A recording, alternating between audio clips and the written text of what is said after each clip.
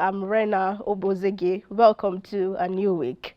The government of Adamawa State has declared a 24-hour curfew across the state after some residents broke into government-owned and private food stores on Sunday.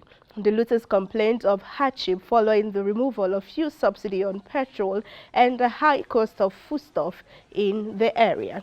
Part of what the government is saying that made them implement the curfew across the state yesterday is that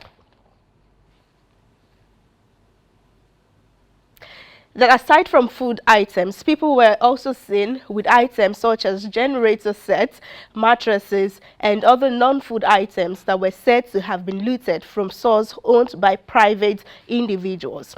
And Standard Victor, in reaction to this, it says this is just a preamble of what's to come.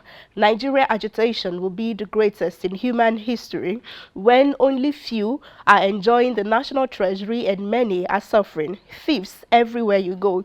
We have them in the executive, legislative, judiciary, and all security agencies. For Kingi says, when there is hunger, hardship, and difficulties in the country, that is exactly the result that you will get from the people. And also reacting to this is Mercy, who says, when they can't find anything to loot, they will begin to loot the politicians. Well, I hope that we don't get there. And finally, Efe says, thoughts and prayers to the store owners whose goods were looted. It's really sad. Yes, definitely pretty sad there. And the Federal Capital Territory Commissioner of Police, Haruna Garuba, has lamented that some undisclosed persons drop the command's emergency numbers with loan shark companies to obtain loans. He also said that non-state actors have also been engaging the emergency lines. The CP wants those behind the act to desist, saying that the police would ensure they are brought to book. Now, that means that Nigerians are using police number to borrow money from all those loan apps. SM says, make una first check una boys where they do stop and search for checkpoints. If you no pass wetin dem fit do.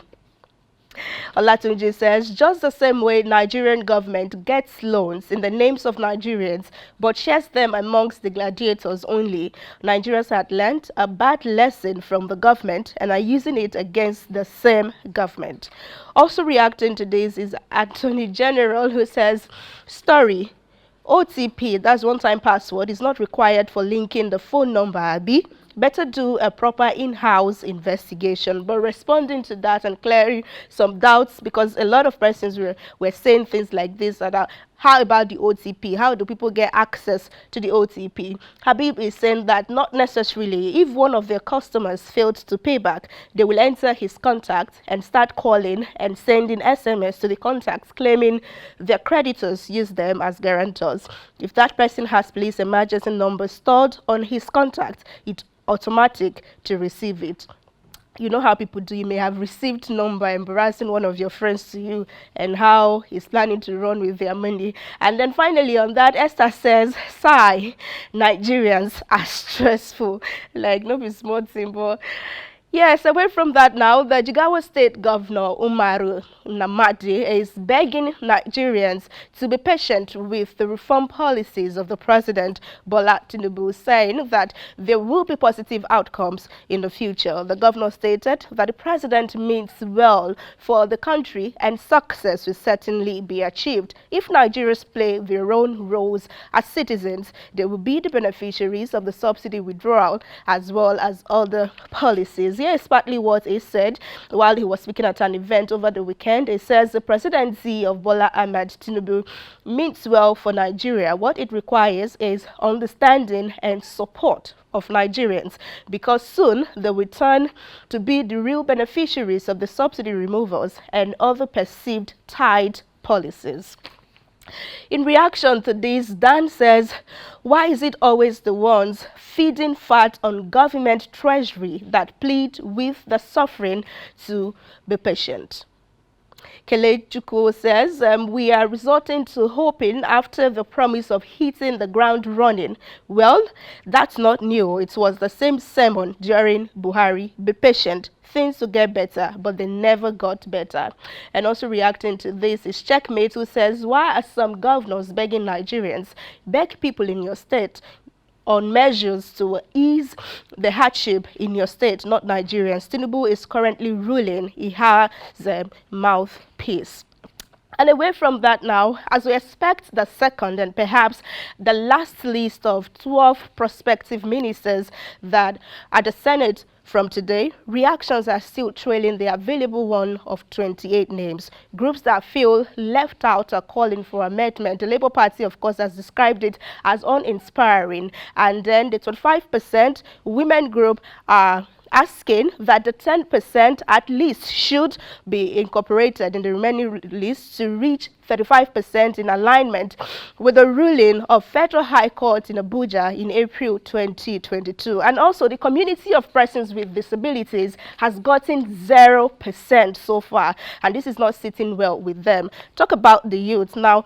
I like to say that since we hear that the president is one man that listens, we are waiting to see how all interests would be represented eventually. But for the meantime, we look forward to see what the Senate would be coming out with today, as the screening of the available names will be today.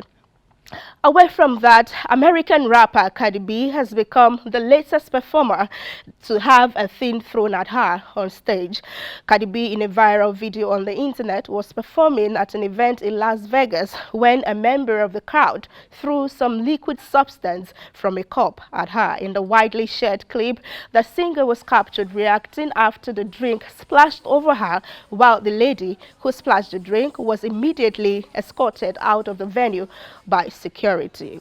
But in another video on our performance, from same event, the artist is asking the audience to splash it on her, simply splash it on her.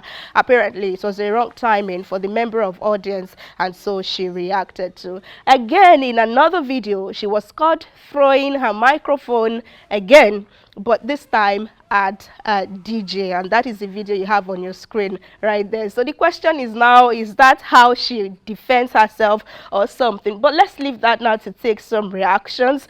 This user says she did what she needed to be done. What needed to be done? People need to stop throwing stuff at performers. Nosy Girl says, I would throw a drink too if I spent all that money to watch lip syncing. Oh, well, I think the thing that netizens are apparently angry about is that she was lip syncing, and I will come to you, Adora, about that you have to invite big names to your stage only for them to come and play tapes and be singing along their own music. But then, away from that, Peter Obi was on Twitter Space over the weekend, and he calls it parallel facts. From that, this picture started trending, and you would see Bola Ahmed Tinubu right here, like the second line down there. And in the next slide, you will see comments that we had. Some comment like this: oh, it's a good thing that Bola Ahmed Tinubu decided to join in. Before he hands over, let him learn a few things. And for Chris, he says, Omo, Peter Obi is the standard. Even President Bola Ahmed Tinubu was caught listening to His Excellency Peter Obi on Twitter Space. Now, I brought this to say that was not Mr. President in the Twitter Space. He has a parody account, exactly as his name. His cover photo, still in APC like this, exactly this. His display photo as well has Tinubu as well, but that one has Bola Ahmed Tinubu parody, and is also a verified account. So maybe at this point, in fact, there's another one, 2 verified accounts that do not belong to Mr. President, but they are in his name. And I thought to say that even if Mr. President wanted to listen, I mean, he shouldn't use his account. Let's even assume that there were no parody account, but there are 2 verified parody accounts besides Mr. President verified account. So yeah, that's it on Kakaaki Social this morning. You may want to reach out to us using our WhatsApp number only on 0811-543-6670. Good morning, Adora. And Pero, welcome back to the show. Thank you. How was your break? Good morning. It was well spent. So great to be back. Did you copy? No, I didn't confess. And I didn't close my book either. While you were away, we had one story on the program that had the head of a student broken because he covered his book during exam. How far? I was away, so I don't know. During your own exam, did you cover your book? Anyway, just quickly, just before we go, Rena, one question is, what is wrong if the president listened in on that Twitter space? I mean, it's about communication, it's about interaction. You can learn one or two things. And then to the ministerial list, I think, well, the remaining names, I think, are up to 13 or so, but we're hopeful that, you know, more women can come up. But do you think it's wrong for the president to listen in? Well, I do not think that it is wrong, but in a society like ours, it will mean something very different. As you already see them trending, that it is to learn from Peter Obi, which also would not be wrong. But then again, if I would suggest to the president, even if he has to listen to what Peter Obi is saying on Twitter, that his name will be there, it has to definitely be a parody account and definitely not in his account, because right now they are considered rivals, even though they would not see themselves like that. Thank you. Thank you, Rena. Yeah. Hope to see you tomorrow. All right.